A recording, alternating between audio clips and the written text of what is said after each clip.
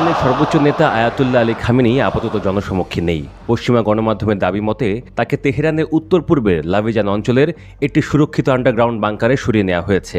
সাথে রয়েছেন তাঁর ঘনিষ্ঠ আত্মীয়জন ও সম্ভাব্য উত্তরসূরি পুত্র মোজতবা খামেনি। ইরান ইন্টারন্যাশনালের মতো সংবাদ মাধ্যমের ভাষ্যমতে এই অবস্থায় সবচেয়ে তাৎপর্যপূর্ণ ঘটনা ঘটেছে গত মঙ্গলবার রাতে। খামেনি তার গুরুত্বপূর্ণ কিছু ক্ষমতা হস্তান্তর করেছেন ইসলামিক রেভলিউশনারি গার্ড কোর আইআরজিসির সর্বোচ্চ সামরিক পরিষদকে। ইরানের আন্তর্জাতিক সূত্রের দাবি এটি একটি রণকৌশলগত পদক্ষেপ, যাতে খামেনি যদি নিহত হন তাহলেও দেশের নেতৃত্ব ও সামরিক নিয়ন্ত্রণ হাতে থাকে আইআরজিসির কাছেই।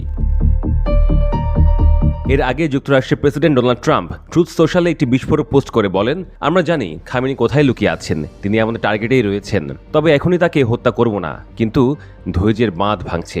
তিনি আরও বলেন, আমেরিকান সৈন্যদের বা বেসামরিক নাগরিকদের ওপর কোনো হামলা হলে ইরানকে ভয়াবহ মূল্য দিতে হবে। এদিকে ইসরায়েল ইরান সংঘাত চলছে।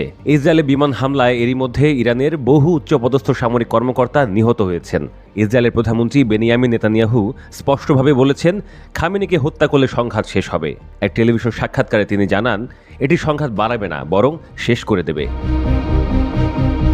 তবে যারা খামেনিকে জানেন ও চেনেন এবং ইরান সম্পর্কে যাদের বিশদ জ্ঞান আছে, তারা বলছেন খামেনির এই ক্ষমতা হস্তান্তর প্রতীকী, এটা যুদ্ধগত কৌশল।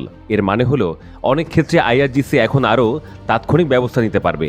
ইসরায়েলকে জবাব দেওয়ার ক্ষেত্রে তারা আরও দ্রুত গতিতে কাজ করতে পারবে। তবে আসল ক্ষমতা ও সিদ্ধান্তের কেন্দ্রবিন্দুতে থাকবেন খামেনি।